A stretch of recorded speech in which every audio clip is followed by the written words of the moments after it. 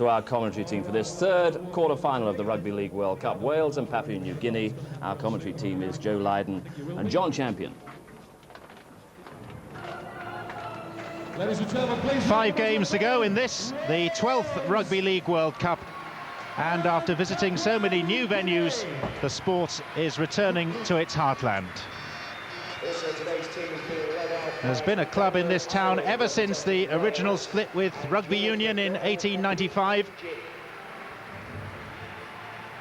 The Widnes have had some rough times in recent years, but prior to that, plenty of triumphs. And now, after staging an international between Wales and emerging England, the real thing, a World Cup quarter-final at the newly refurbished AutoQuest Stadium. For so many years, Norton Park, but now sparkling brand new. And it's over to Paul Edwards for continuing commentary on today's... The two sides lined up in preparation for the national anthems. First, it will be that of Papua New Guinea.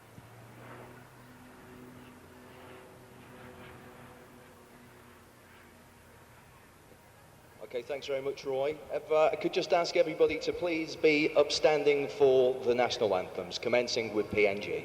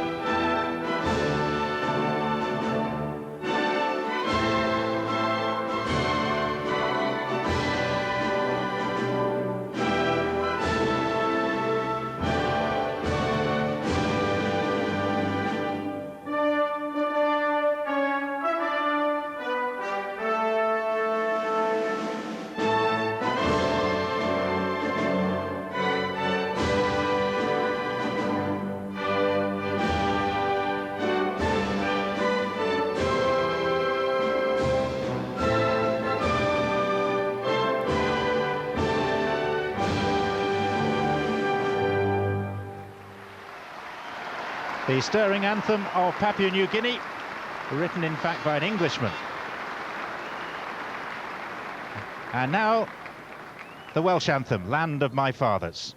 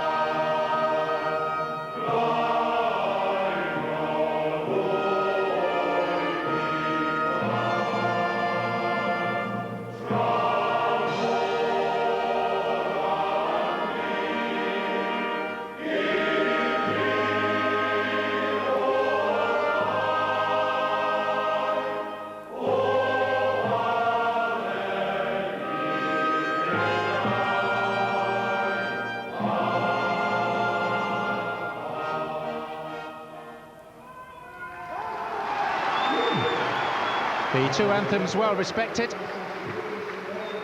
And now, it being Remembrance Sunday, we will observe a minute's silence as a mark of respect to those who lost their lives in the two world wars.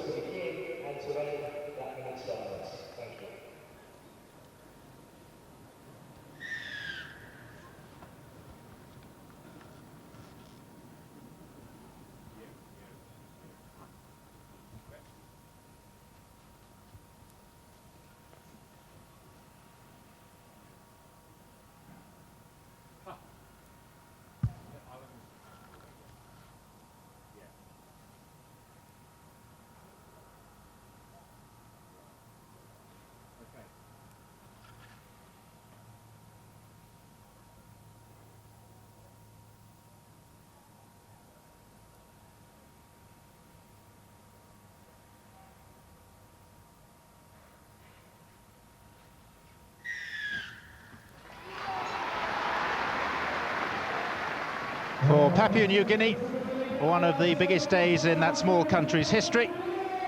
Very tempted to welcome you to the games of the 27th Olympiad. Looking at that, the Parramatta River, straddled by one of the world's most famous bridges, but we're not going to get away with that for long. So we better come clean. That's the Runcorn Bridge. And instead of the Sydney Opera House, the other local landmark that can be seen from here is Fiddler's Ferry Power Station. Let's look at the two team lineups. There's the Welsh side. Much has been made of their decision to call up two rugby union veterans. They've been hard hit by injuries. The chance to recruit Devereux and Moriarty, too hard to pass up for coach Clive Griffiths. And Kieran Cunningham returns, having missed the defeat by New Zealand. Papua New Guinea's team selection, the most consistent of any country. They made two changes after their opening victory over France and have stuck with the same players ever since. Look out for the halfbacks, number 6 Stanley Jean and the captain, number 7 Adrian Lam. Iestyn Harris, the Welsh skipper. For Wales, a very big day as they try to repeat their feat of 5 years ago and reach the semi-final. And Adrian Lam, so good that he could have been in the Australian side. There is no bigger tribute. In charge today, David Paquito, a 37-year-old production manager from Auckland. Here we go, fellas, here we go. Papua New Guinea to get us underway, playing from right to left. Theirs has been a relatively brief international history. They only started playing the game when some Australian servicemen introduced it in 1949. They made their first tour of this country in 1989. They've even managed to beat Great Britain on one memorable occasion. But true to form, Joe Lydon was a good judge and missed that game. Correct. You mentioned the brief history in international rugby, but it's also the national sport in Papua New Guinea. They really are passionate about it. This is Paul Heighton. Heighton selected ahead of Paul Moriarty in the second row. Now Dean Busby, one of the three players who was left out of last weekend's game against New Zealand to make sure they were fit for today. The kick is from Warrington's Lee Breers. And Bucco, the fullback, looking very uncertain and fortunate to be able to regather off the base of the post. It was, he had all the time in the world to collect that one, but no real pressure by the Welsh, just a lot of difficulty with the kick. He didn't collect it cleanly, it bounced back off the post, and then eventually the pressure forced him over for the drop. On the line. Get him back, Adrian. David Bucco, who played in the last World Cup. There are 7 Papua New Guinea players, 6 of them in action today, who were involved in 1995 when they had a thrilling 28-all draw against Tonga and then lost relatively narrowly to New Zealand, but they've come a considerable distance since then. Many of their players were recruited by top Australian NRL clubs, and that experience enables them to field a much more threatening lineup in this competition. Not only that, but they finished well in the preliminary rounds as well, finishing on top of their group without a defeat so far, and they forced a mistake out of Wales in the early exchanges. Both ways, no advantage. Yellow. Kieran Cunningham just looking for the drop-off on the inside, but unfortunately it couldn't be collected by Critchley, and it'll be Papua New Guinea's feed at the scrum, deep inside their own half of the field, inside their own 20. Stay in, back, stay there. Stay in, Luce. Papua New Guinea, Stand up. one of only Have a look on the right, 3 teams in the competition with an unbeaten record. Come on, Australia and New Zealand are the others. They're not the biggest of sides, but they are powerful, and they've shown in their 3 group victories that they are extremely well drilled. Healthy crowd inside the ground, and a rare sight in the context of this Rugby League World Cup, a queue of people wanting to get in as well. Stand up, sit it up, sit it up. The side half, the side weight. Hold the weight, hold it. Get in seconds and loose, loose. Get your head in, loose. Let's go half, half. Waiting. Busby. Now this is Chris Tassell of Salford, who scored a hat-trick in the early group game against the Cook Islands. Justin Morgan has moved into the front row from the second row. The referee unhappy with the height of the arm in the tackle. And Wales have a chance to make an early impact. Two Papua New Guinea players involved here in the collision. It was Mom that went high. Maybe a little bit unlucky, but it's the first chance for Wales for the penalty. I'm sure they'll take the 2 points here with Easton Harris on form with his kicking.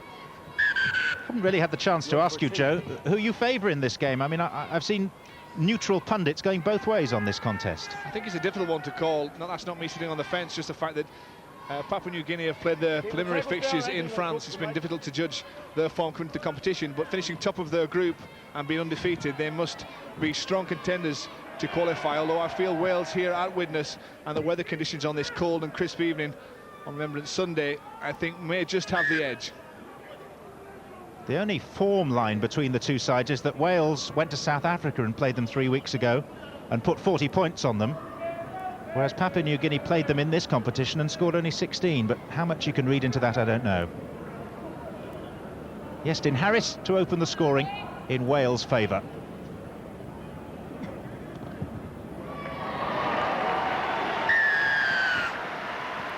Successful for Easton Harris, a good start for Wales. They've been camped in Papua New Guinea's half of the field. A couple of mistakes and then the penalty, 2 points to Wales and a good start for Wales. They'll be pleased with that one. They just settle the nerves down. Easton Harris on good kicking form during the competition and a good start for them. Strikes the ball so well, his timing is almost perfection. Very sweet, straight between the uprights. Judging by that shot, up into orbit. He does get a bit of height on those kicks. Got to get this organised, guys. And it'll be a problem too for Buku, the fullback, because he manages out of hand to put a lot of height on his kicks as well, and I think that'll be an element of Wales' play today. The rain has stopped. It was raining heavily before the kick-off, but I think both teams will be looking to play most of the rugby in the opposition half and putting kicks downfield as Papua New Guinea kick off from the restart. And here's Paul Sterling. Stand up, stand up! Wales, having been the first to register on the scoreboard, they've only met Papua New Guinea once before, 9 years ago at the Vetch Field in Swansea. And it was the occasion of Wales' record win, 68 points to 0. 13 tries, Jonathan Davis scored 24 points. All I can safely predict is that we will not have a repeat of that scoreline today. Let's say good afternoon to Richard Duckenfield down on the touchline. And good afternoon, John. One thing is for sure, as this game wears on, it'll be a test of the fitness, certainly, of the Papua New Guinea side. Because of the crowd on the pitch, the edges, after that very heavy downpour we had earlier, are quite heavy. And running out on the wings will become a treacly affair as time goes on. This is Eddie Isla, held in the tackle. 9 of these Papua New Guinea players have experience in the NRL.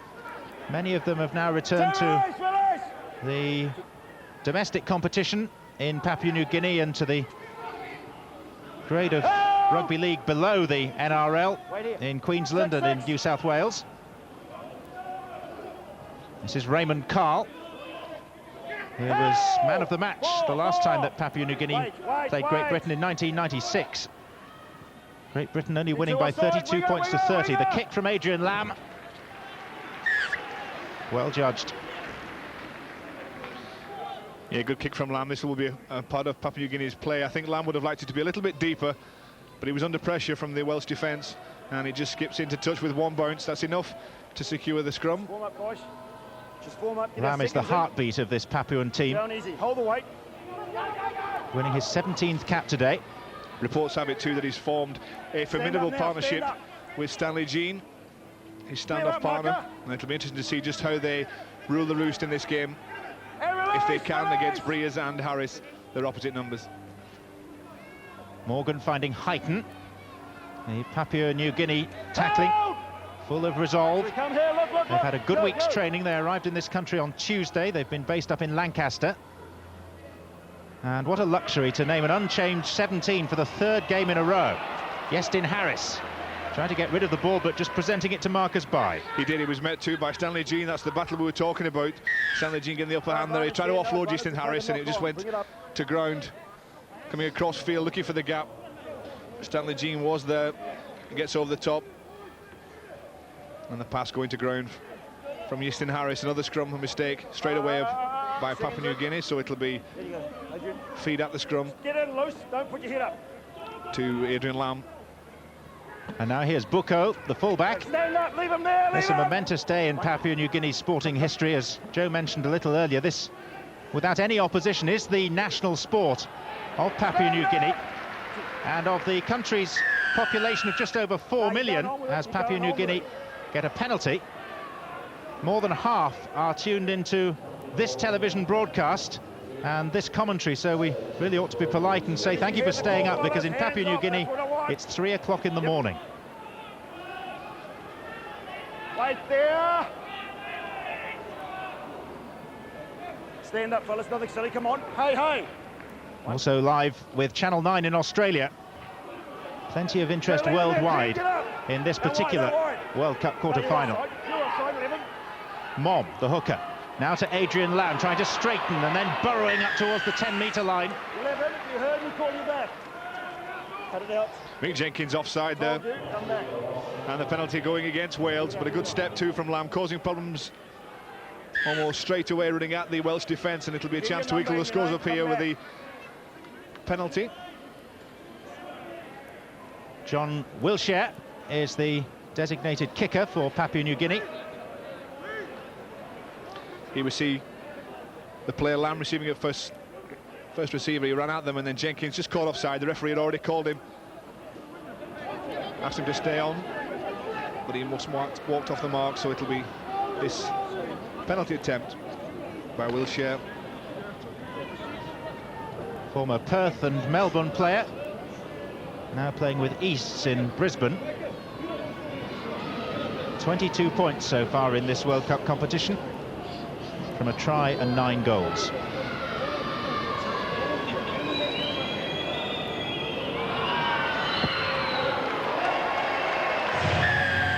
Not as high as Harris's kick, but it's all the same. 2 points and the score's even. And that's the settling period over now. We'll look to both teams really to start playing a little bit more rugby. I'm looking in particular to see Kieran Cunningham returning into the side to get involved, but this kick by Wilshere, nice and easy in between the posts, and a good start there for his kicking duties of this evening. But the battle will now commence, I'm sure. The nerves out of the way, the crowd eventually getting into the stadium. Q still outside. It's okay, it's okay. But the battle will be contested up front initially, and those half-backs we talked. There is Kieran Cunningham. Missed the game against New Zealand in the last of the qualifying rounds. He's such an influential player for the Welsh. And if Wales win today, then that will be seen as a justifiable and justified decision. Stand up now, Red! Come here, come on, all the way, sit and hold. 10 offside, not square. Here's Songoro, had a brief spell with Wakefield in 1999. And release, 10 up! Yep, good work. Stanley Jean. Apologies to our Papuan viewers, we do know that his surname is Stanley Gene, but here in the UK everyone calls him Stanley Jean. Paul Etchison, the Welsh fullback, made to turn. Not the quickest players are getting back to the ball, and a good chase too from Papua New Guinea. In big numbers, getting down there, closing the space down. And Sterling, the Leeds Rhinos winger, forced to pick up and run. Sullivan also doing the same. Mick Jenkins. Now Critchley, who's lost the scrum cap that he started the game with. Release, yellow. Maybe it's just to keep him warm, John. It's not that chilly. Help, 5 and last.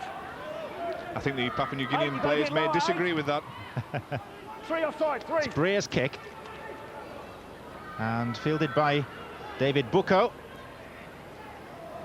Not a bad kick from Breas. Would have looked to the touch, but he got in good field position inside the 10. And David Bucco having to come back. Still, the Papua New Guineans yet to cross the 40-metre line. They'll look to get towards the halfway line before they put the kick in. Have a look. Sit and hold. Wait. But solid defence from Wales. 3-man tackle prevents them from crossing the 40. This is Tom O'Reilly, the loose forward, Sit and hold. Sit and hold. wearing number 13, former Bramley and Oldham player, who most recently has been playing in the National Conference for Woolston just to maintain some level of match fitness. Adrian Lamb. Great skill from Lamb. The pressure was on, but he just managed to keep his feet, step out of the traffic and put the kick down. And Paul Sterling brings it back. Nice passage of play for Papua New Guinea. Controlled, they got to the halfway line, they put the kick in, and a good chase again. Just a bit of an arm wrestle going on at the moment, just trying to get field position and force mistakes deep inside each other's half of the field. Anthony Sullivan. 28 years to the weekend since his famous father Clive scored that never-to-be-forgotten try in Lyon in the World Cup final against Australia. Lee Breas. Now Busby, met forcefully by Mark Mom. I don't think he was expecting that ball, Dean Busby. He certainly wasn't expecting the collision that followed. The chip by Breas, well taken by Lamb. Yep, he was in the right place again, ready. That's his experience. Formerly with Sydney City, now with Wigan, signed on. But certainly in the right place at the right time, they just clipped the ball.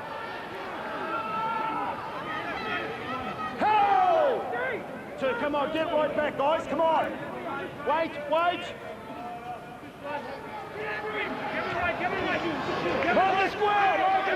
Shuddering tackling. That one on Marcus Bai. Mom. Mamando. It's a hard-running second rower.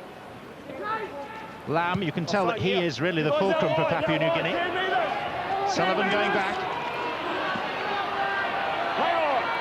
Wilshere and Songoro to meet him. We've mentioned Lamb on many occasions already in this game and how influential he is, and his kicking game, which is excellent, will be utilised to the full, because the wet conditions underfoot and the need to get out of the half will mean that you'll see quite a lot of Lamb kicking downfield, trying to turn the fullback and the wingers for Wales and get field position.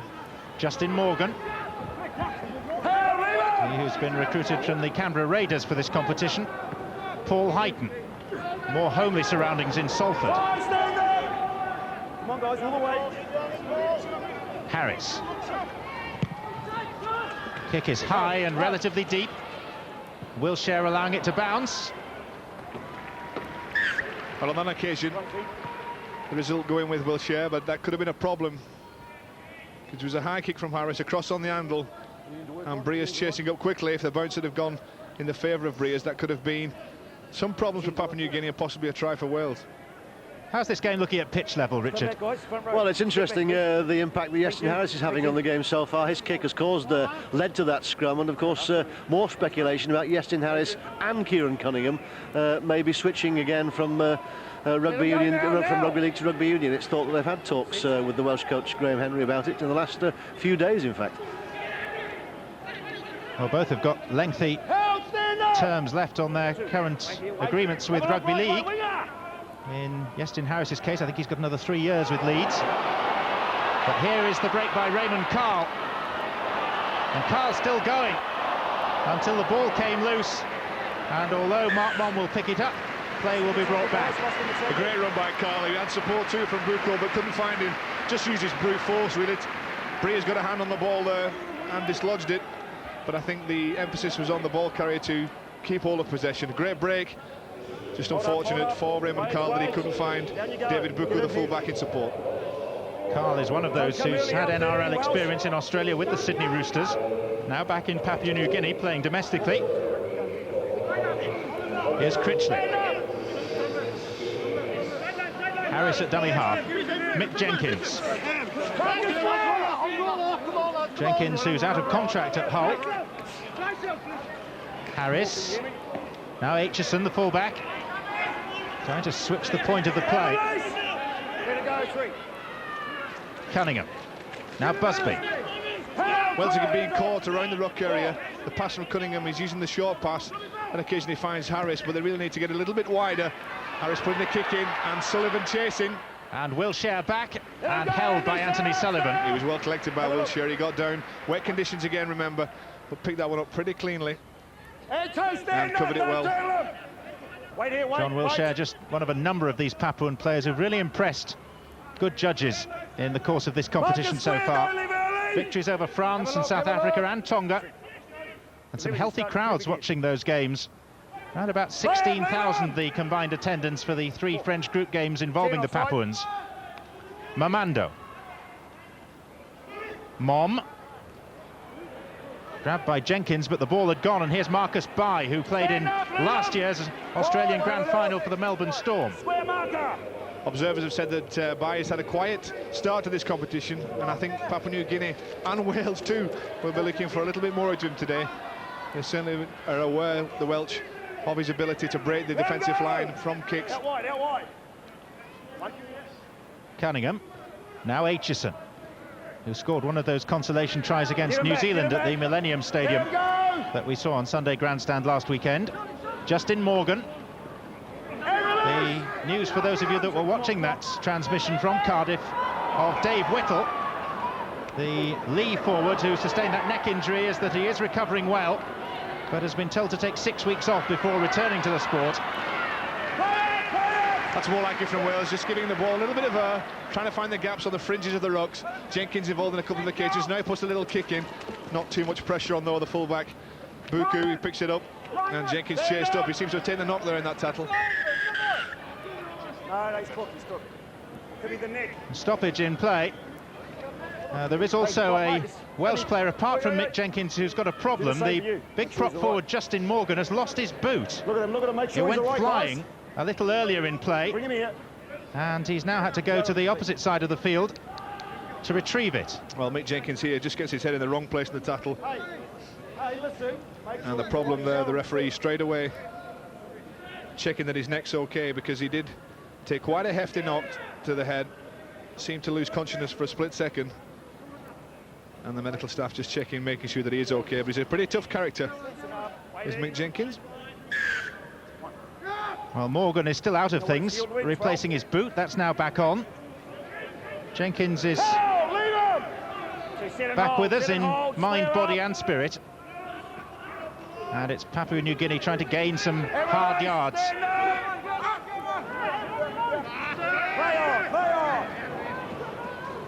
Mom. First substitution effected by Papua New Guinea. They only used 2 of their 12 permitted interchanges in their victory over Tonga on Monday night in Perpignan. Lamb. Busby quickly up and forcing the interception. This is Jason Critchley. Mamando after him, but they're not going to catch him. And Jason Critchley scores the first try of this quarter-final. Good pressure from Wales. Adrian Lamb caught in possession, looking to put the kick in. The ball eventually finds it in the hands of Jason Critchley, and I thought at first of all that he would be hauled back. I didn't think he would have the pace to go to the line, but he used the angle well and his experience to go left and eventually across. You see Lamb here looking to put the pass in. He's undecided whether to put the kick in or pass. He then eventually tries to put the pass in, and straight in the path is Jason Critchley, who set sail for the line. 3 Papua New Guinea players close in, and I thought he was going to get hauled back, but he sets off to the left-hand side using the angle. Great experience there from Jason Critchley, and the first try for Wales in this quarter-final. Critchley, who's played for so many clubs, he's one of 4 former Widnes players back on their old stomping ground in this Welsh side, so this is a popular score. Exactly right, for Wales and for those from Widnes. He took it well in the end. I think he too knew that he had a chance of being hauled back. And once he got into open space and set sail left, no problems. Justin Harris now with a conversion attempt on his favoured side. This after exactly a quarter of the contest. Total concentration from Iestyn. And the result to match. Yeah, Iestyn. Just going to keep them on top of their toes.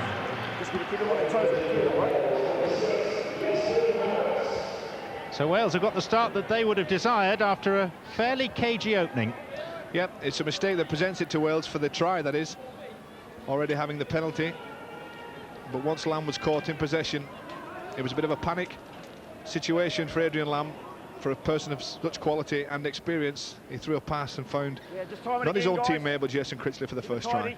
You can see there just how splendid this arena is these days.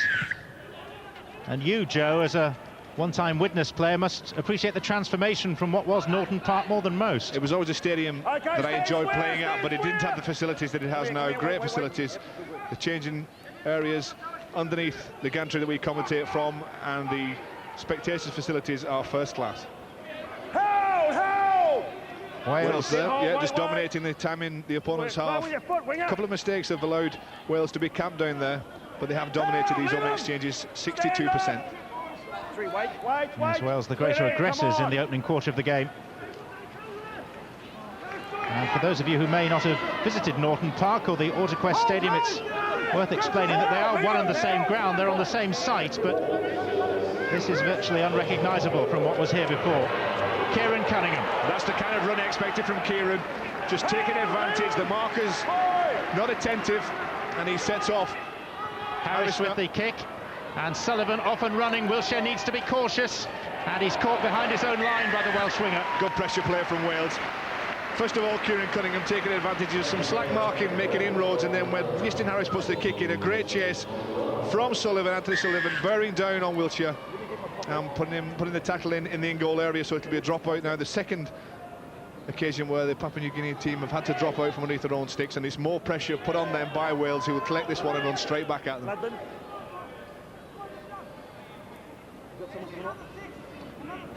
Well, looks like there's a blood bin replacement.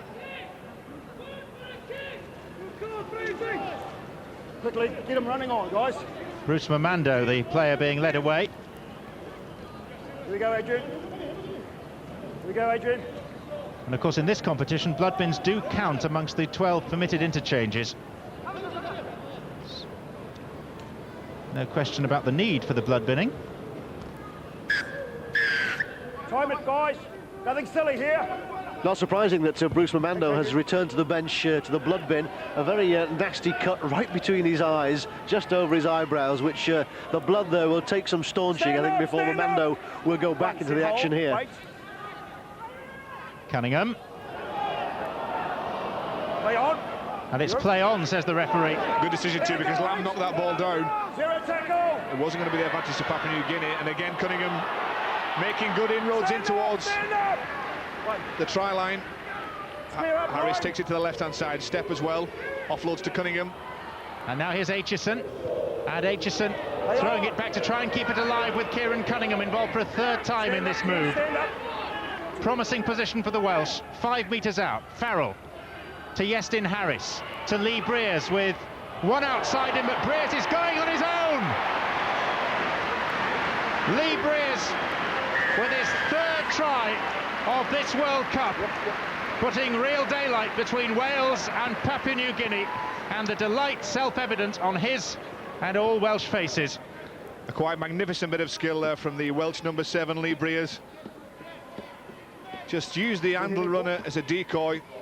You see Farrell at acting halfback, a good long pass out to the left. Iestyn Harris does likewise and pushes the ball towards the touchline, and Briers now collects, realises the defence is moving up towards him, used tassels as a foil, the dummy and the step, and manages to get outside Songoro for the try. The reach at the end just to confirm that he crosses the whitewash and scores the try. Well played from Wales, sustained pressure, good handling, wide ball, the nice dummy there from Briers, the reach and the 4 points. And it'll be Iestyn Harris to try and convert Lee Briers' try. A couple of metres in from the left-hand touchline. Faultless so far.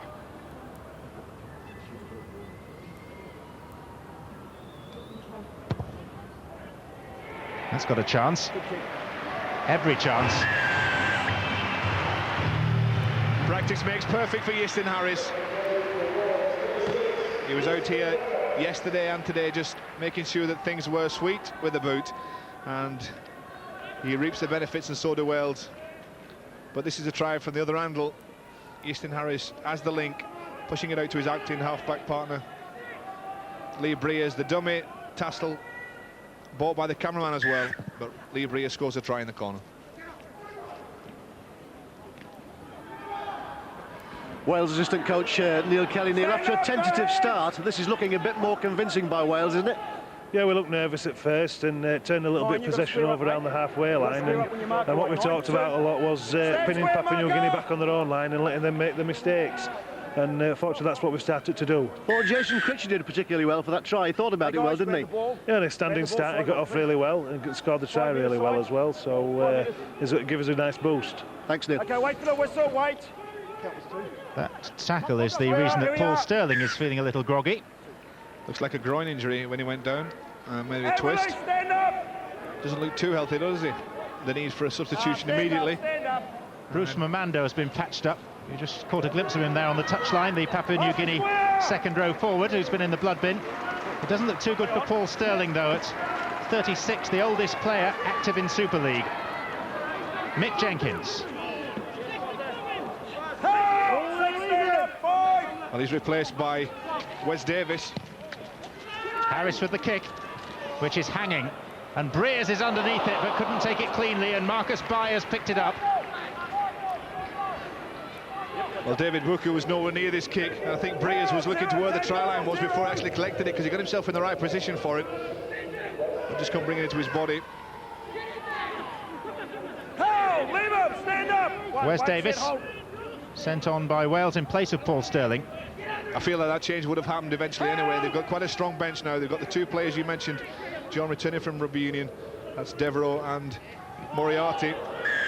A lot of experience there. I'm told collective age of 70 years. And that's hard luck on Paul Sterling. An injury to his left groin has seen him leave the field. Paul Sterling, of course, released by his club at Leeds, and he was hoping to use this game, maybe a semi-final too, to put himself in the shop window in Super League. He is Super League's oldest player at 36. Wales with the feed and possession. Harris back to Briers. Oh, and Tassel taking his eye off the ball, and had that been picked up cleanly, then Wales would have been in some trouble. But it wasn't, and they aren't. That's a play that's utilised by the Warrington Wolves, not normally from a scrum, usually in open play. It wasn't timed well there. Tassel couldn't collect it, and an opportunity gone for Wales. It'll be Papua New Guinea to feed this scrum. Don't leave early. Gene. Now Songoro. Top tackles again. Wales, Paul Hayden put himself in contention for the man of the match with his work rate.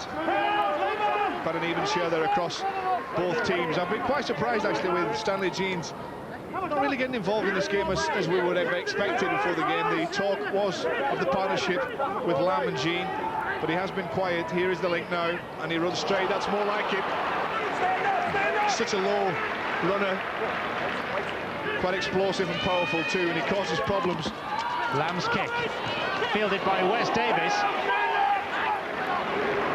Well, O'Reilly arrived to make sure that Davis wasn't going to go very far with that one. Good tackle.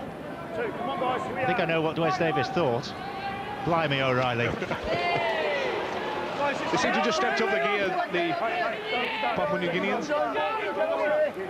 This is Iestyn Harris. Now Busby, who's been getting through plenty of work. Wales had the penalty. Stanley Jean just said he wanted to be involved more, but not like that. And quickly Harris takes a penalty and puts Wales deep inside the Papua New Guinea half of the field. Cunningham to take the quick tap. To Farrell, and now to Justin Morgan. Stand up, hey, hey, hey. Don't hang on, 16. Just a warning to the number 16 of Papua New Guinea. Andrew Norman not to hang on after the tackle's been completed. Come on, fellas. Stop the yipping. Busby. Stand up, Fitting, stand up. Cunningham. Now in centre field, it's Harris. Dummying as if to pass to Aitchison. Ball came loose, and this is Bucco. And you cleared it, the referee said, play on. He lost it, it wasn't stolen in the tackle. There were two players in the tackle from Papua New Guinea, but Easton Harris just losing control. Stand up, stand up. And a sigh of relief from Papua New Guinea. Songoro. Hell, 3, stand up. 2, wait. The winners of this tie have a daunting task in the semi-final. They will meet Australia at Huddersfield a week today.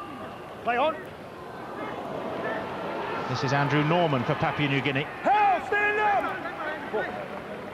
Wait, 4. Out wide. Lamb. Away from Jenkins, who got half a hand on him. Hell, leave him. 5 and last. Let's see if they have a second option at kicker, because Lamb normally puts boot to ball. It'll be left with Stanley Jean, and that's the result. Straight into touch. So the answer is they don't really have a second option. Once the pressure is put on Lamb, and obviously Wales have recognised this. On a couple of occasions they put the pressure on. It was left to Stanley Jean to put the kick downfield, and it was a poor one. Morgan. Hell, leave him. Right on halfway. 2 bites, mate. I said let go.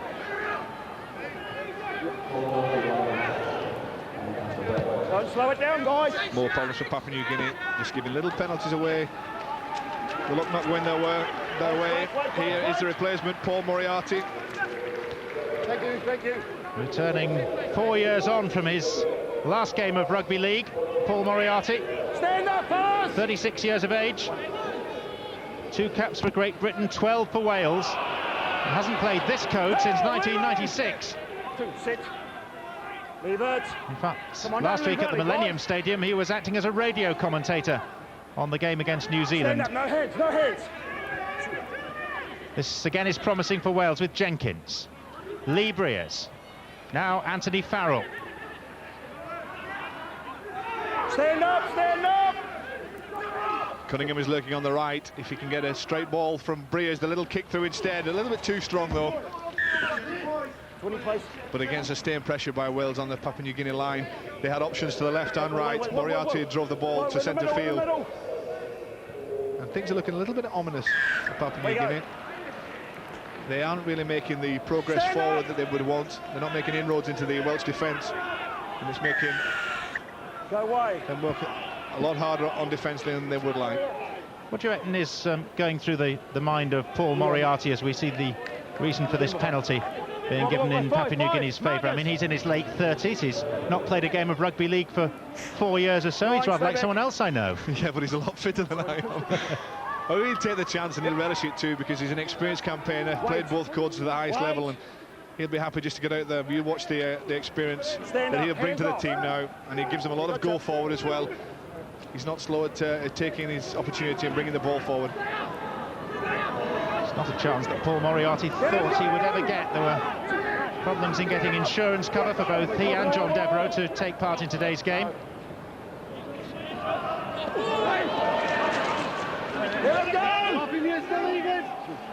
Up in the second half, isn't it? Certainly is. I mean, we knew that they'd give us a tough match, and they're a physical side. I think the key to it is to control the ball a bit more, get to our kick, and hopefully graft a good win. Thanks, Justin. Justin Morgan there in conversation with Richard Duckenfield. This is Mark Mom with the kick to the corner taken safely by Wes Davis.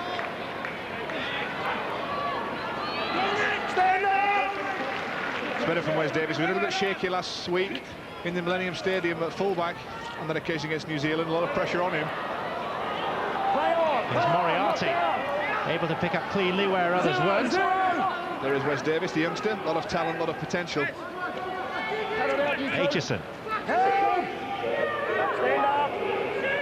Wales more or less in control at this point. they're in control because Papua New Guinea aren't putting the pressure on. They're not getting the field position or having the ball for long enough periods before making a mistake. On that occasion, a penalty. And it doesn't matter how much they protest. Mandu trying to protest to both touch judge and to the referee. But Wales march into their half of the field through the penalty. This is Farrell. Scored his first international try against New Zealand last week, to his great delight. Cunningham and now Chris Tassel. Held! Shout of held from the referee, Dean Busby. Trying to go it aloud and getting much closer to the Papua New Guinea line than he might have expected. He's got it. Three. Cunningham, Iestyn Harris, Breers, and the long pass, Critchley to Wes Davis, is in. What? Nice handling, the try confirmed. Wales on this occasion putting the ball to the right-hand side. Just watch for the pass from Jason Critchley. Timed it to perfection to find Wes Davis. Adrian, are you gonna listen? Third try in 7 tests Didn't lose it. for the Wigan player. Kieran Cunningham back to half-back. Again, a lovely long pass to find the link, Harris. The ball behind Paul Aitchison. Breers involved again. Another handle running from Jenkins, and Critchley just timing it to perfection as the tackle came in. And Davis with nobody to beat on the outside. This from the other handle behind the Papua New Guinea defence. Breers, handle runs outside him, perfectly timed pass from Critchley.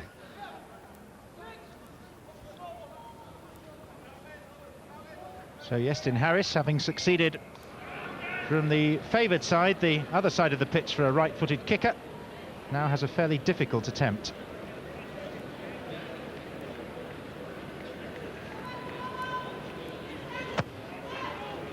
Shot. Easy, difficult, long, short, they all come the same. Makes no difference to Iestyn Harris. And you can understand why people are interested in acquiring his services. I think Gary Hetherington and the crew at Leeds will be more than happy to keep him. There's poor Paul Sterling, stricken in the dressing room. As Richard Duckenfield was telling us earlier, he saw this as his opportunity to be in the shop window and not on the treatment table as he seeks a new club for next season. And some more business in the treatment room. The Papua New Guinea fullback David Buko is back there. They're having a look at his left ankle. There seems to be ligament damage. He was helped off the pitch. If there is that kind of ligament damage, it could be quite serious. I think it could mean that David Buko's part in this game could be over.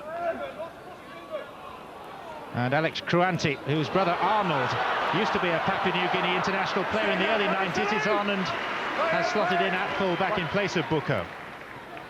Here's Iestyn Harris. Wales leading not only by 20 points to 2, the story behind that is 3 tries to none. Wait here. And half-time approaching with Wales in fine fettle. Critchley, the scorer of 1 try, creator of another. In fact, creator of a try for this man, Wes Davis, who'll have made his very famous and illustrious grandfather very happy. Billy Boston, his grandfather, the scorer of 571 career tries, the majority of them for Wigan, and a World Cup winner himself back in 1960. Stand up.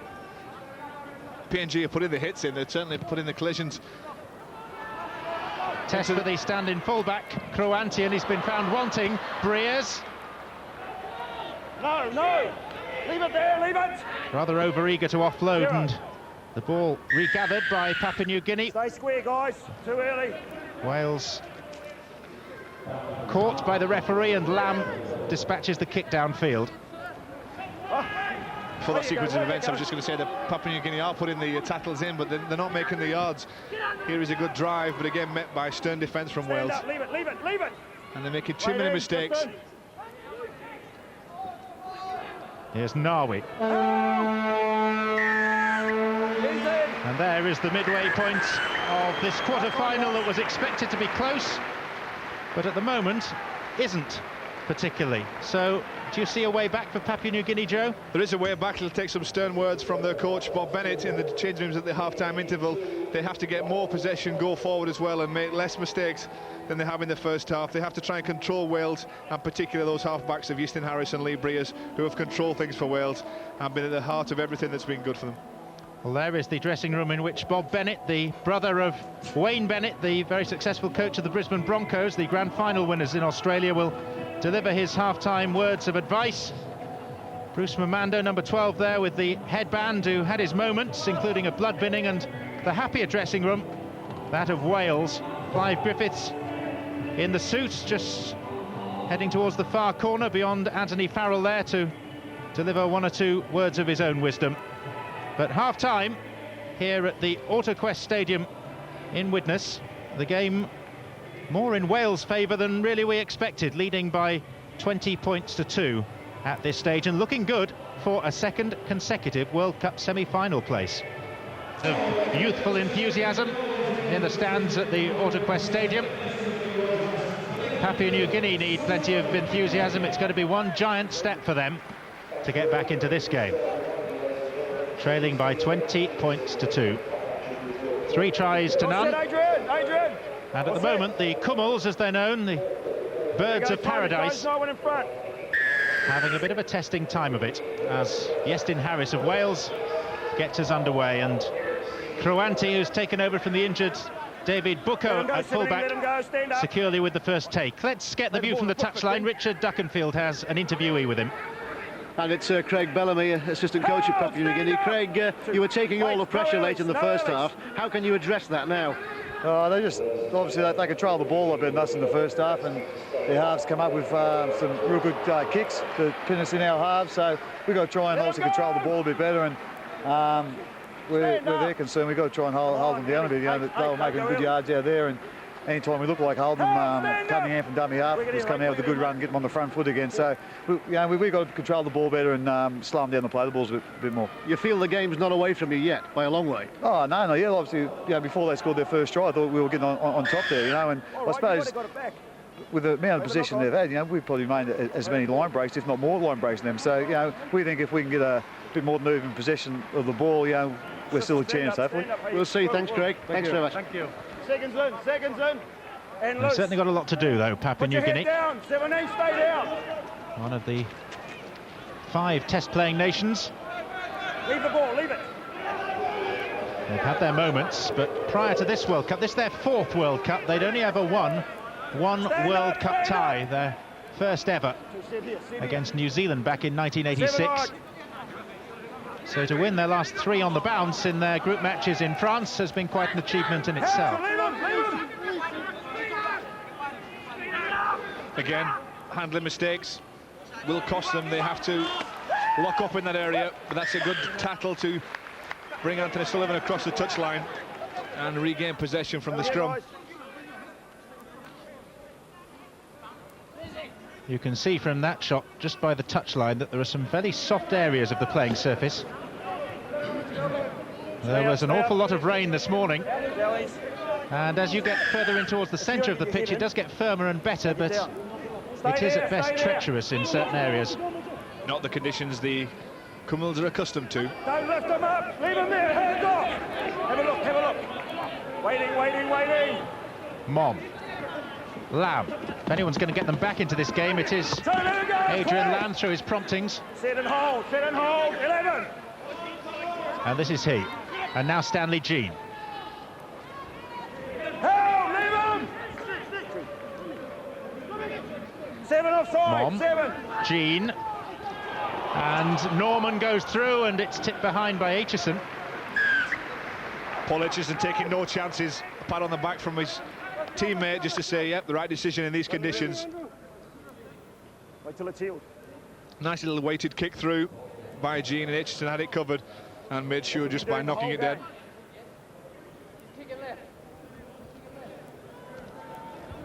Wales in no rush really to restart from the dropout. Iestyn Harris looking to put it deep upfield. Well, it's taken by Raymond Carl, who had that one bullocking run in the first half. Stand up, mate, stand up! Wait here, wait. Mom. Cut it out. Now Lam. Mamando. Mom gaining a number of metres from dummy half and then feeding Raymond Carl. 15 metres out from the Welsh line. Lam. Jean. And on the burst it was Norman. It's more promising for Papua New Guinea. Mamando. Well picked up by Nawi. Now Wilshire. And Wilshire going for the corner. But the flag is up, he didn't get the ball down. Oh, Aitchison did well to get across. It was great handling from Papua New Guinea. They were pushing it to the right-hand side, just risking a little bit because the Welsh defence had moved up. The referee's going to check it to make sure that it was in touch. But I feel that Aitchison just did enough here to stop Wiltshire scoring the try. He had his eyes fixed. Aitchison came in at speed, and although the ball was planted, you can see there the corner flag was hit and also 1 foot in touch, I believe. So the right decision just to check it. But good work from Wales and from Paul Aitchison in particular to get across. It looked like a try at this point. It looked like he had enough speed and time to ground the ball, but Aitchison used his considerable weight just to force it across, and you see the right leg there in touch before the ball was planted. Video referee wants one more look at it. He's looked. Today's video referee is Paul Crashley, former first-grade referee himself. Well, the referee's just checking. The video referee's just checking again here to see if his foot was off the floor as it crossed the line. There was no doubt that the majority of his body was over the touch line, but if he was off the ground and hadn't made contact with the corner flag prior to, his trailing leg seemed to have actually made contact with the turf outside the sideline. I would have to agree with you on that one, John. Paul Aitchison thinks it's no try. David Paquito, the New Zealand referee, just awaiting confirmation. He turns towards the giant screen, and the decision is the correct one, I feel. They took the time to get the decision, but it's always better to check. Another pat on the back for Paul Aitchison from his teammates, because that would have been 4 needed points from Papua New Guinea if he hadn't have intervened. Stand up, 6, leave him. We were mentioning Paul Sterling playing for a club future, and Aitchison is in the same boat at the moment. He has no future at St Helens under Ian Millwood, so he's seeking new employment. It's open season for stories linking players with rugby union, but there was a tale doing the rounds not so long ago that Harlequins were having a look at him. Cunningham, now Dean Busby. Cunningham, Iestyn Harris with time. There was a deflection on the kick. This is Kruanti. Let him go. Harris was just looking for field position there. Wasn't bothered about the touch lines. Wasn't worried about forcing it into the corner, just pushing it down. It was touched. But Papua New Guinea already up towards the halfway line now. They just have to make sure that they control the ball and keep possession and try and put some kind of pressure on Wales.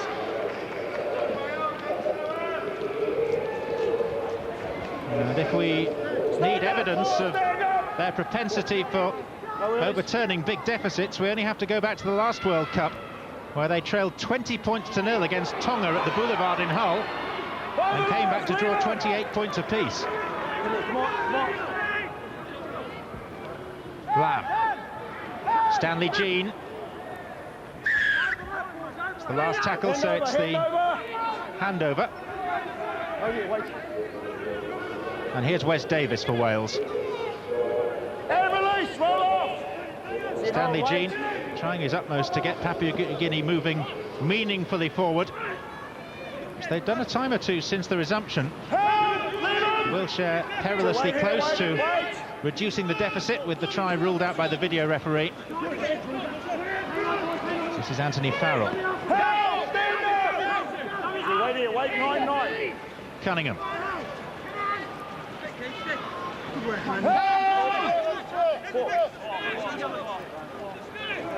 Chris Tassel. That's a good run from Tassel. The centre just coming infield, taking a little bit of pressure off his forwards. Good field position for Iestyn Harris. Puts the kick over again, touched by Papua New Guinea.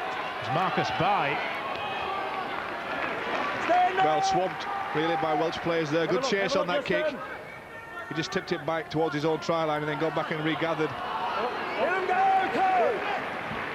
But Wales will need very little reminding that they cannot afford to relax at all in this game, because Papua New Guinea do have the ability to come back. Wait. Lamb. Jean. There's half a gap. Also Stanley Jean looking to offload there. He had trying to freeze arms. Lamb in support on the inside.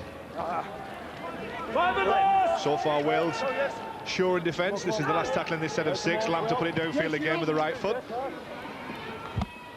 And the bounce kind to Anthony Sullivan.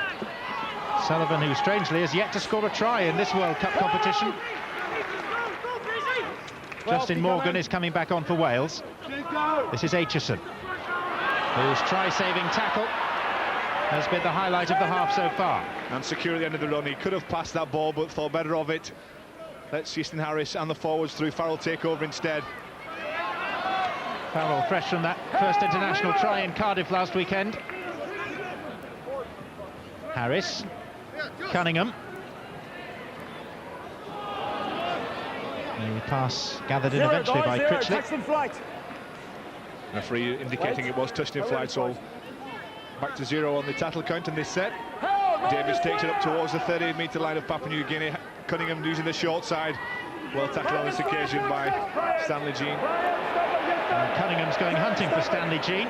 Minor disagreement between the two. Harris with the long pass. Chris Tassel held man and ball by Songoro. Songoro did well, came in, read it, shut the space down, made sure that Tassel couldn't go any further forward once the collision was made. Breers just dropping off the ball inside, finding Heighton. Let him go, King. Another position of promise for the Welsh. Don't rush out, mate. Breers. Busby with the fumble. And Papua New Guinea escape on this occasion. Well, the handling mistakes, contagious. A great chance. I'll never talk to him.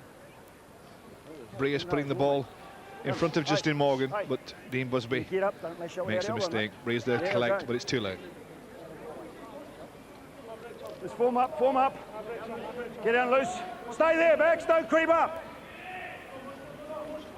Adrian Lamb. You, mate, keep your head down. I told you before. Way early. Well, the penalty for Wales breaking early from the scrum. He asked them. I told you 13, keep your head He says he's in. told them on a few occasions to keep their head in the scrum until he says that the ball is gone, or he's decided the ball is gone. On with the tap. Stand up. Charge forward by Michael Mondo. Hey. Celebrating his 28th birthday today. 2, now work the 10, come I'm on. impressed by David Quito, the referee, just controlling things, making the players aware of his decisions, but also warning them and telling them in a firm grip on the game. Come on, release them. Have a look, sit and hold. Mom. Adrian Lamb. And Jean with the kick through. Aitchison calm under not a great deal of pressure. It's not an option that's really worked for Papua New Guinea. Stanley Jean again, the top tackles again. Paul Heighton putting 32 tackles in the monstrous. Papua New Guinea 18 through Mom. 2, come on, 9. But that kick tactic from Stanley Jean is not working. There's not enough pressure being put on Wales. The angle of the kick needs to be more acute and the chase better to put more pressure on Wales. I would have expected before the game to Lamb to put the kick in for Jean rather than Jean try and find his support players through using the boot. Let's bring in Richard Duckenfield. And Wales might soon be forced into a change. Anthony Farrell, you might not be surprised to hear, has signalled to the bench that he's exhausted. He's a very, very tired man out there. Not surprising, making the hard yards up the middle that he's been doing. But Farrell tired. The message has got back to the Wales bench and expect another change quite soon. Wait here, look, Well, he's certainly given it his all, Anthony Farrell. This is Alex Kroanti for Papua New Guinea. Well, they have Chris Morley on the bench to replace him, but you just might see John Devereux come on. He can play in the forwards. He certainly has the size and pace. And while he's been out of rugby league for a considerable amount of time, and it depends how fit he is, he's certainly got the frame to carry off playing in the forwards. Well, Chris Morley is the player who's appeared from the bench down below us to warm up. This is Tom O'Reilly. Good tackle by Chris Tassel. Lamb with the high kick towards the line, which is taken by Davis, who's seeking to escape. He'll do well to get out of there. He doesn't. That's a little better from Lamb. The kick into space.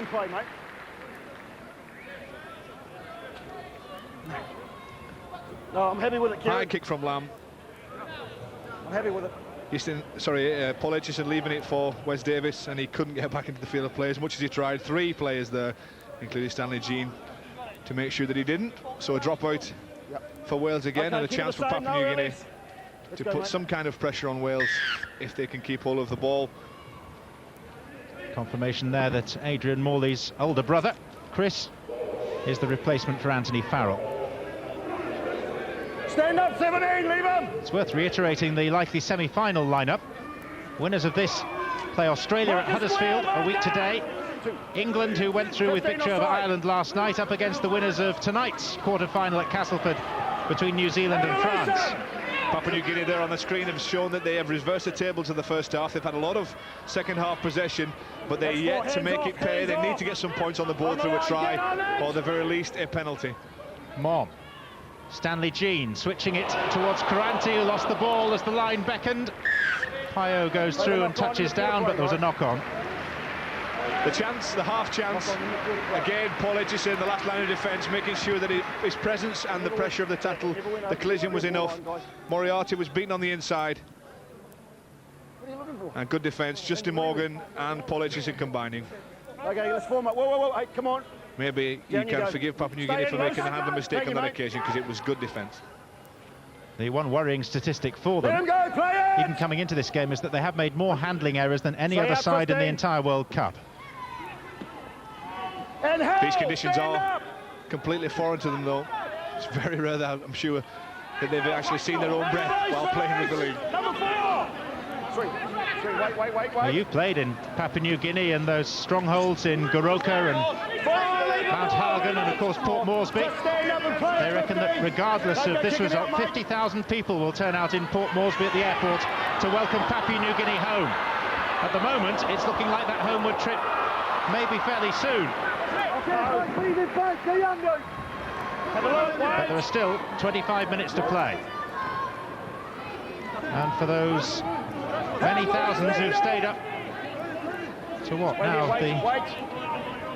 the early part of the morning, really, quarter past 4 in the morning in Port Moresby and places of that ilk. There is yet to be real justification for their optimism. Well, Lamb tried to find by on the outside, the pass just drifting forward. There was a half chance down the short side, and Adrian Lamb forcing the pass, just drifted forward. So we've had quarter of an hour in this second half, and the score is as it was at half-time.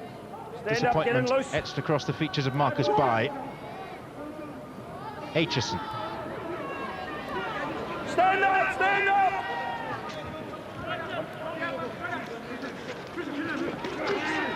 Tackles made by Wales, but you just see there the amount of handling errors that Papua New Guinea have put in. They've been forced to do an awful lot of work in defence, and that may tell later on. 103 now, Papua New Guinea, their defensive efforts. It will continue to creep up as well, the more mistakes they make. Kieran Cunningham. Now Paul Moriarty. Don't do silly stuff, Maureen. Harris. That was a nice little trio there, with Moriarty making the break and then offloading. Cunningham shrugging off the attentions of O'Reilly. Here's Tassel. Chris Tassel, who's been impressive in his debut season for Salford. Harris. And the kick towards the corner. Sullivan going after it. Wilshere caught and then dragged out of play. Well, a penalty given because the referee had adjudged that tackle was completed. He said leave him, and Wilshere was then forced over the touchline by Sullivan. It's good kick into the corner, nice handle on it. Wilshere did well to collect it, and the referee I told you to ask. Yep. Judging that tackle was completed. There, no word spoken out of turn, which is why the penalty has been advanced by 10 metres. Richard. And back on the bench, Wales forward Anthony Farrell. Anthony, it looks pretty much as though the hard work has been done now, does it? Well, I thought that after the first half, but Papua New Guinea come out big at the beginning of the second half. I think they think it's their last throw of the dice, so it's been tough. It's been tough. Obviously has. You've only got Australia to look forward to in the semis if you get there. Well, I think that's a bonus, isn't it? I mean, we played New Zealand. I don't think we did too bad against New Zealand at times, so now we play against Australia. Let's hope we can do a bit better. Done well, Wales, haven't they? Pardon? Done well, Wales, really, haven't they? Yeah, Wales are really well. I mean, beginning the tournament, everyone's saying, Wales might not qualify, Wales might not this. But I mean, we haven't said much in the press, and we're just saying it on the field, really. Good performance, thanks, Anthony. I think we can take it. He's given his all. Oh, and Critchley's dropped the ball, and well, you can tell that he's frustrated. Pity that he's just decapitated a spectator in row C. I think it was an empty seat that he hit. But if he'd have collected this, there was a great chance for a score. Just form up, guys. These wide passes from Easton Harris are causing problems. If not for the Papua New Guinea team, for his teammates. And Critchley annoyed with himself because there was a chance gone begging.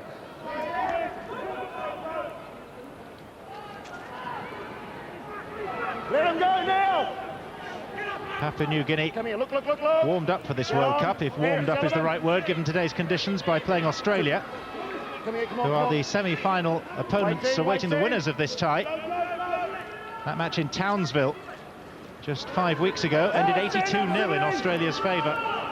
14 tries without reply. And after that, the Papuan coach, Bob Bennett, accused his players of having heads that were too big. Come here, wait. Enhanced opinions of their own abilities.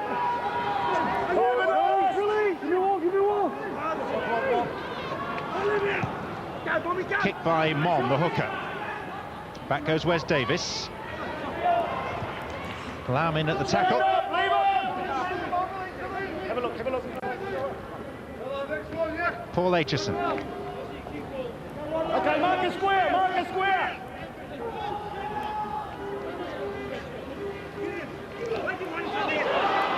Now here's Chris Morley. And he's left Alfred Sorongo in a little bit of problems. Unable to get back to his feet as a result of that run from Morley. Papua New Guinea have escaped large numbers of injuries in this competition until today, but now they've lost Buko and they may well lose Songoro. Briefly a Wakefield player a couple of years ago. Nice bit of skill from Harris, the reverse pass, but it was on the last tattle, so it'll be a turnover to Papua New Guinea. Little flick pass inside. And as Songoro is helped off, John Devereux has been sent on by Wales, wearing number 16, making his return to Rugby League after 3.5 years back in Rugby Union. He's been hired on a short-term basis from Bridgend. And his first tattle back in the Rugby League fold. Ball regathered by Cunningham after yet another handling error. John Devereux, I just get the feeling that he will score tonight. You know, he's been sitting on the bench for most of this game, waiting to come back into it. If he can get himself in the right place and the gaps start to appear because of all the defensive work that Papua New Guinea have put in, then you just may see John Devereux. Here he is now, charging forward and scoring a try. A penalty here for a high shot. Well, welcome back to Rugby League.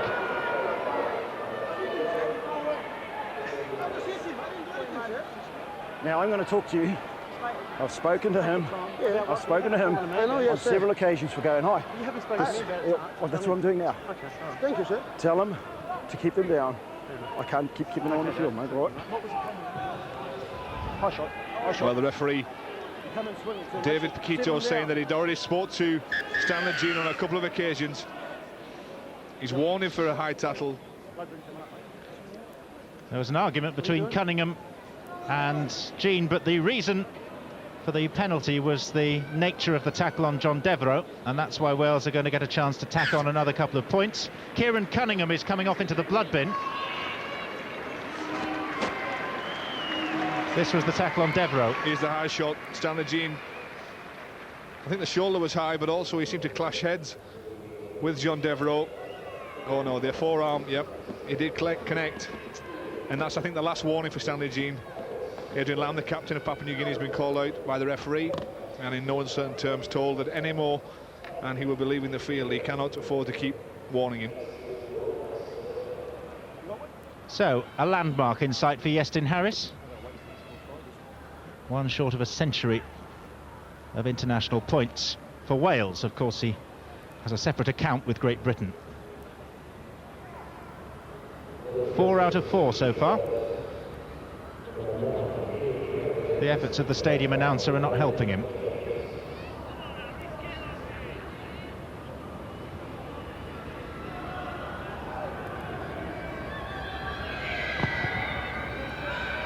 He won't be rushed, and that's why. Concentration and a beautiful strike extends the lead for Wales. 2 more points from the boot of Iestyn Harris, and the score 22 points to 2 in their favour. The first score of the second half, a 5th successful kick today for Iestyn Harris, taking him to 101 international points.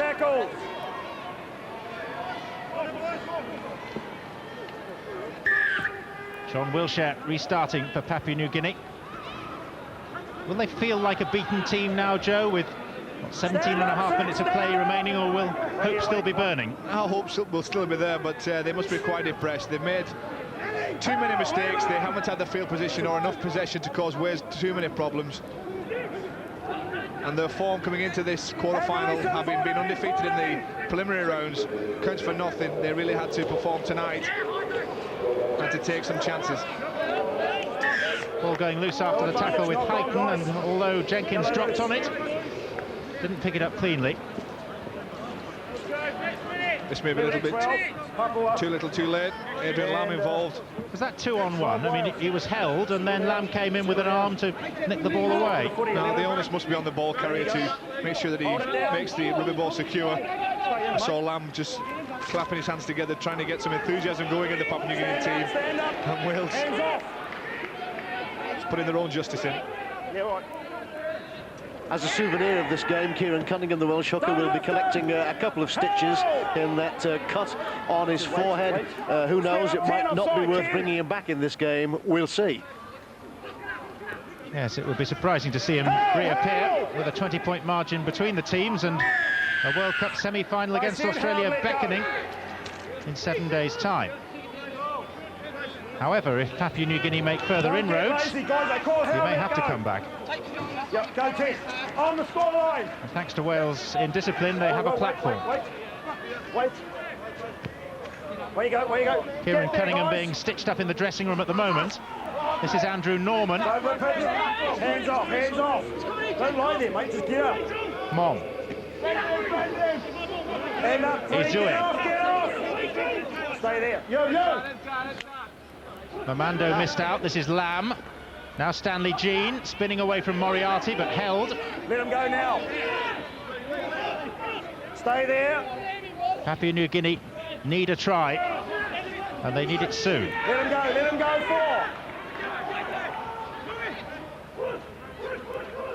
4. Long pass to Lamb. Wales quickly up and into the tackle. Pretty easy for Wales to pick them off too. They just moved off the line quickly. No problems controlling Lamb. It's the last tackle. Jean with the kick towards the corner, too much strength on it. Even in the wet conditions, that was always going to be too strong. Paul Etchison just allowing it to go over the dead ball line without too many problems for Wales.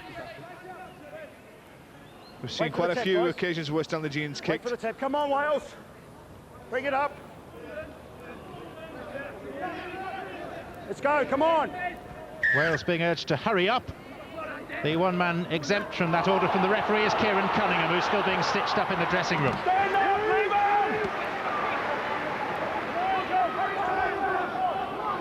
him! Jenkins, just a hint of a knock-on as he tried to pick the ball up. The referee checked with the touch judge. He said it was okay. He said it was his boot rather than his hand that made contact. I'm not sure I agree from this vantage point. Harris. Stand up! Jenkins.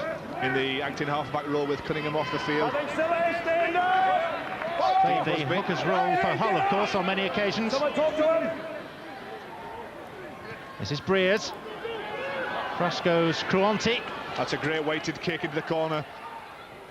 no option but to help it over.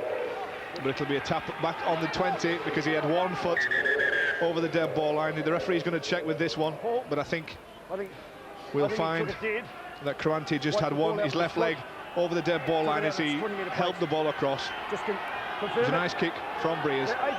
Adrian. All right. Let's watch the kick in from Briers. Well weighted, but just watch the left leg out there to touch. All right. Talk to them, Adrian. Come on, mate. Nice bit of skill, really. Yeah, wait. Awareness of exactly where he was on the field of play and what was needed to make the ball secure and to the tap to be restarted on the 20. Elias Pio. Stand up! Halted by three Welsh tacklers, led by Mick Jenkins. 15, wait till the ball's healed. You know what that means? Mamando. Out, 2. In some ways, Joe, it's a dubious privilege playing for the honour, if that's the right word, of meeting Australia in the semi-final. But it's a chance to play against the world champions. You want to be involved in those kind of matches. And it looks like Wales will have that honour. Papua New Guinea making a few changes, trying to get something going, trying to get some enthusiasm and some fresh legs on. There'll be a lot of tired people out there in the Papua New Guinean team through the amount of defence they've had to do. Lam again trying to orchestrate a gap and an opening. O'Reilly to Pio. Stand up! Never mind tired people here, there'll be some tired people in Papua New Guinea at 4:30 in the morning watching this. Stanley Jean. Outside of his Nawi. He needed someone outside him. And this is Wilshere. Aitchison feels that he was held off the ball, but Wilshere is in. Referee consulting his touch judges and giving the try. Go away. Well, Wilshere came inside and really was in the wrong position, but he ended up with the rugby ball and scored the try. The referee ignoring the pleas of Wales to go to the big screen and just check for obstruction, and John Wilshere scoring the try. Stanley Jean running ball in 2 hands, just offloads, and we see Wilshere popped inside, and therefore there was no support. But then eventually the offload as Sullivan and Briers and Aitchison combined to try and halt the progress. Wilshere is left on his own on the right-hand side and nobody to beat to the try line. There's a glimmer of hope for Papua New Guinea. It'll need this kick from the try scorer to lift the hearts of Papua New Guinea. I think it may be a little bit too late for them.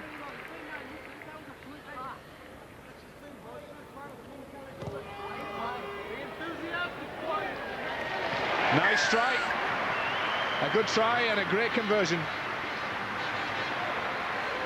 22-8. Is there a chance of the way back?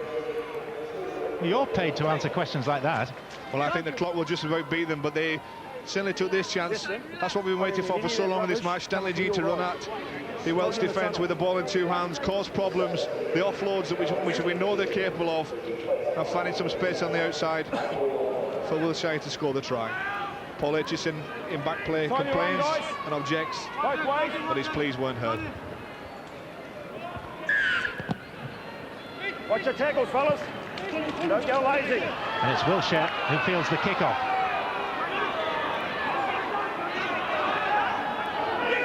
Stand up, leave him. Just over 10 minutes to play. Papua New Guinea, whose odds have come in from 500 to 1 at the outset of this tournament to 250 to 1. They're not going to win it. They may not even win this quarter-final, but they have made a mighty good impression. Kieran, square up, Kieran. Strangely, Wales started off as 80 to 1 shots for the tournament, and despite reaching this stage and possibly the semi-final, you can now get 200 to 1. Well, Wales' problems at the moment are just trying to contain Papua New Guinea because they are playing now like we expected them to start the game. They're finding some gaps. Kieran Cunningham has been sent back on, but here's another chance with Adrian Lam. Lost the ball and Aitchison's gathered it up for Wales gratefully. Stand up. 0. Sullivan. Square marker! Square marker! Stitches have been completed. Kieran Cunningham back on. Well, we thought he might be rested for the remainder of the game. I think the tempo that's been raised by Papua New Guinea has forced the coach, Clive Griffiths, to rethink and put him back on the field. You can see there the scar on the top of the head that's caused the bleeding and a few stitches to be required. Kieran Cunningham, the subject of a feature in Country Life magazine. Can't imagine that too many rugby league players have been featured in that publication.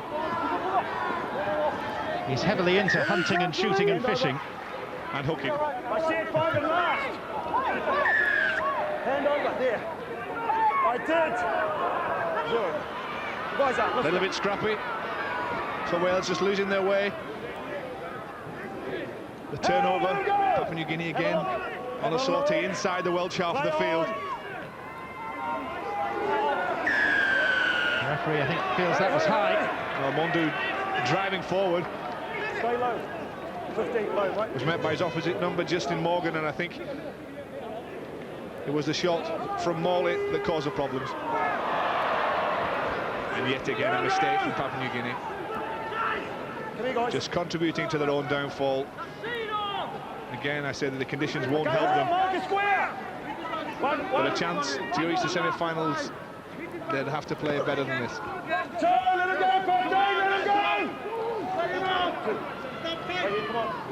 Papua New Guinea seeing more of the ball since the restart. Okay, stand up! Come on, PG. Cunningham. Harris. Now Dean Busby. Let's go, Paul!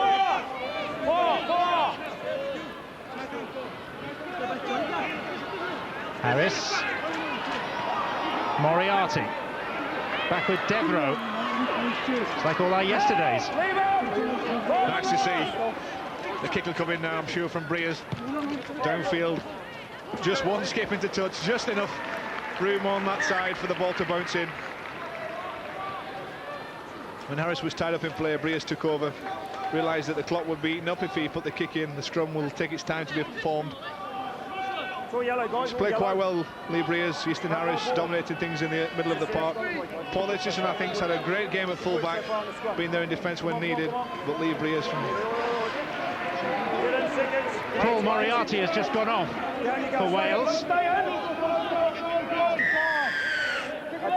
And Papua New Guinea get the decision. Paul Moriarty going off after a lengthy stint. Come on, 13, he's shown up well whilst he's been out there. Waiting there, don't and walk up, his next engagement is for Major Stanley's 15 against Oxford University at Iffley Road on Wednesday. A quick return to rugby union. Nice variety, though, don't you think? Then he's got to fit in a World Cup semi-final, quite possibly, against Australia.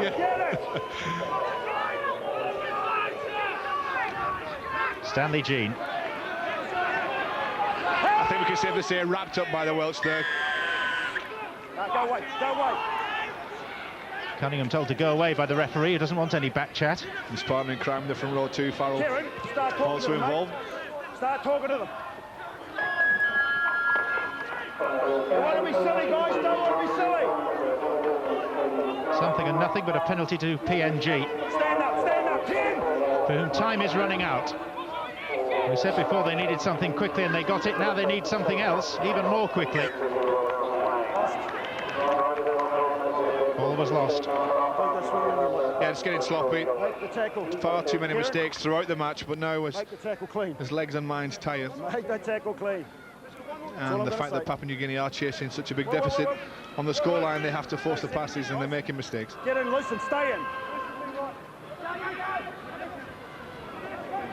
Ieston Harris.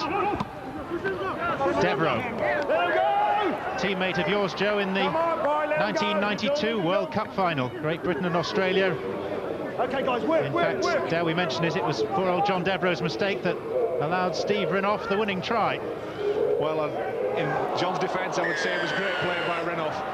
Great footwork and speed down the left-hand side. I remember it well to score the try that sealed the World Cup final for them. A little bit of a set to here. The referee stopping the clock just to sort things out. Come away, go away. Asking the touch judge to come on and assist. Sit him away. To point out exactly what happened. Skipper. Ieston, where's Ieston? Oh, here we go.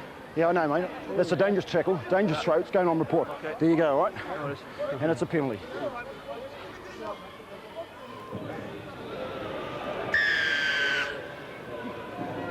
Something for the disciplinary authorities to consider. Yeah, dangerous tackle was the view of the referee. Don't spoil a good game. Spear tackle. Also hear the referee, as Clay restarted, saying don't spoil a good game. 13, come on, mate. Cunningham at acting halfback. Now John Devereaux. Chris Morley. Forcefully tackled. Come here, hey, 13, Time for one more try from Wales. They've certainly got the field position. Morley tried to straighten up, but swamped, surrounded by Papua New Guinea tacklers. If they take it back to the right, they have the numbers, but I think they've come towards Easton Harris and Breers, the playmakers. One to the other, Harris to Breers to Critchley. Seemed to be a hand in Critchley's face there from Adrian Lamb. One or two signs of indiscipline creeping in for Papua New Guinea now. Maybe it's frustration. This is Harris. Jenkins going on the inside, juggling and dropping it, and the chance is gone. Davis on the outside had so much space. Jenkins puts his hand to his head, realises the great chance. Harris causing problems though, as he takes it to the right. The pass back on the inside. Jenkins came back on the handle. Couldn't control it, but there was space and an opportunity for Davis. Now that was high by Cunningham on Mamando. Tap swiftly taken by Lamb. Stanley Jean. Let him go, Troy, let him go! Quiet! Might not matter too much for this game, but the Wales loose forward Dean Busby has got a rather painful injury to his right knee. The team doctor seemed to want to take him off to the treatment room. Dean Busby didn't go. He's standing at the side of the pitch, examining his knee, just flexing it, and it looks as though he'd like to get back into the game. He needs to make sure he's fit for their semi-final engagement Wait. in a week's time. Adrian. David Paquito's patience is wearing a little thin. Don't get in, mate. Just holding down here 3 players for Wales. Cunningham, Jenkins. Not sure who was on the bottom, but just making sure that Papua New Guinea couldn't play the ball quickly.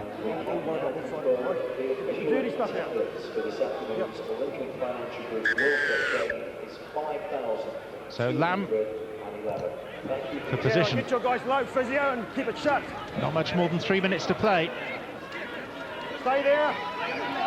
Dean Busby in the foreground, and in the background the man of the match today in this Lincoln Financial Group World Cup quarter-final, Paul Heighton, who is streets ahead at the top of the tackle count. Let him go! 2, wait here, wait. Wait here, get outside, Justin! Lamb. Let him go, Height, let him go! 3. Mamando. Nawi. Help, Leo, 10! 4, come here, come on. Offside here! Mom. Bounce favouring Mamando. Yep, I know. Play that. 0. Back to 1 the tackle count. Offside. Chance for a consolation try for Papua New Guinea. Lamb's kick. Jean tried to chase, Critchley got in his way, and Harris kicks dead. Here it is. This was the type of kick we talked about with Lamb and Jean, the one that chases. And it would have caused problems. Stanley Jean appealing that he was obstructed by Easton Harris. Hey, don't do that, come on. Yeah, all right. So Wales, less than 2 minutes Got to keep all these players on, fellas, you've got to help from them. another World Cup semi-final. Only their 3rd participation in their own right in a World Cup competition. Let him go! They reached the semi-final and lost to England at Old Trafford 5 years ago, when Jonathan Davis led the troops. This time it's Easton Harris and company, and they've had to play a couple of extra games to get there because of the extra teams in the competition. But the result seems likely to be the same, a place in the last 4. Never touched it.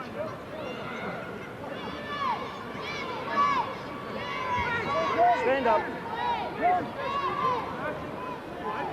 Papua New Guinea beaten now.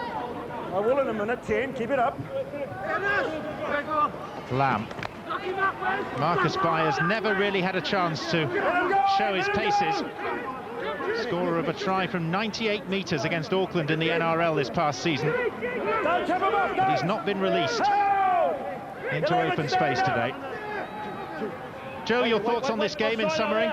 I think Clive Griffiths will be pleased. They've been overexcited with the Welsh performance. They've done everything well. They've certainly defended well. The man of the match statistics prove that one today. But I think the way that Easton Harris and Lee Breeze have combined, and also the way they have controlled Lamb and Stanley Jean, is the contributing factors to their victory. The chip kick was by Mark Mom. What do you think about the prospect of Wales against Australia? Well, again, a great opportunity for Wales just to prove how far they have come in a relatively short period of time. Come on, here we go. No They earlies, assembled, guys, no they earlies. went away to South Africa. Wait for the foot to tap. In a warm-up match prior to the competition. Many of the critics saying they didn't have much chance even to qualify. They now reach the semi-final. The final who to goes. They are in that semi-final against Wales. So Wales, for the second World Cup running, advance to the semi-final stage.